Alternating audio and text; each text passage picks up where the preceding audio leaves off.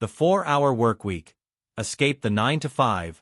Live anywhere and join the new rich. By FERRIS Timothy. Summary. The 4-Hour Workweek is the step-by-step blueprint to free yourself from the shackles of a corporate job, create a business to fund the lifestyle of your dreams, and live life like a millionaire, without actually having to be one. Was I late to the party because I read this book in 2013? Sure. About 6 years late, to be exact. But that didn't make it any less of an eye-opener to me. Tim Ferriss needs no introduction. He's like a digital Indiana Jones, and this was the book that brought him onto our screens. Written more out of frustration, much less than for the love of writing, this book is Tim's documentation of how he removed himself from his own company, in order to do what he loves, learn and travel. It's almost impossible to pull out just 3 things from this book, but I'll do it anyway. Be effective, not efficient. Validate all of your business ideas. Charge a premium to make your life easier. Let's dig a bit deeper. Lesson 1. Be effective, not efficient. If Tim's life was designed around one rule, it would be the 80-20 rule or Pareto principle. Most people measure productivity by the time spent working, but that's a bad indicator because we waste so much time at work. Tim suggests to spend your time effectively, on the 20% of things that get you 80% of the results and not vice versa. A famous quote of his is this: doing something unimportant well does not make it important. So instead of focusing on doing as much as you can as best as you can, just focus on doing the few things that will lead to the biggest progress.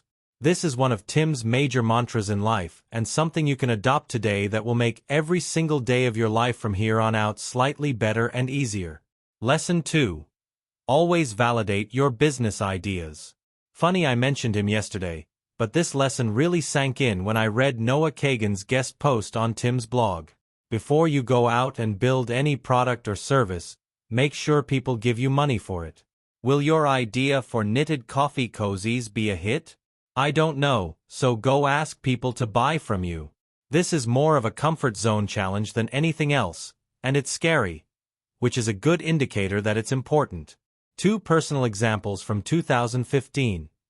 First, a friend approached me with an idea for a shoe business. We would solve the following problem. People have different sized feet. They need one shoe in one size, and the other in another size. Our idea was to go to shoe manufacturers, collect all the leftovers in different sizes, pair them up and sell them for cheap. To validate, we asked all of our friends and family, who had this problem, whether they'd pay for odd-sized shoes. What's more, we went into 10+ shoe stores and asked them if people approach them with this problem. The answer: no. No one cares, people just take the bigger pair and live with it, it's not big enough of an issue. Late in 2015, I wanted to create my first proper digital product, a course. So to test the idea, I created a landing page, held a webinar, and tried to pre-sell it. I sold 0 copies of the course, but that was no problem, because I hadn't even built it yet. Remember, ABV, always be validating. Lesson 3. Charge a premium to need less clients and make your life easier. Once you have validated your product and are set to start production, the next big question often is, do I want to be high quality or the cheapest guy around? Answer: you want to be high quality. Always. Imagine you want to make $4,000 per month and are selling a nutritional supplement, like this one. If you charge $10 per bottle, you need to generate 400 sales per month. If you charge $40 per bottle, you only have to make 100 sales. The hardest part of making a sale is moving people from not giving you money to giving you money. The amount of money is very negotiable once they've made the decision to purchase from you.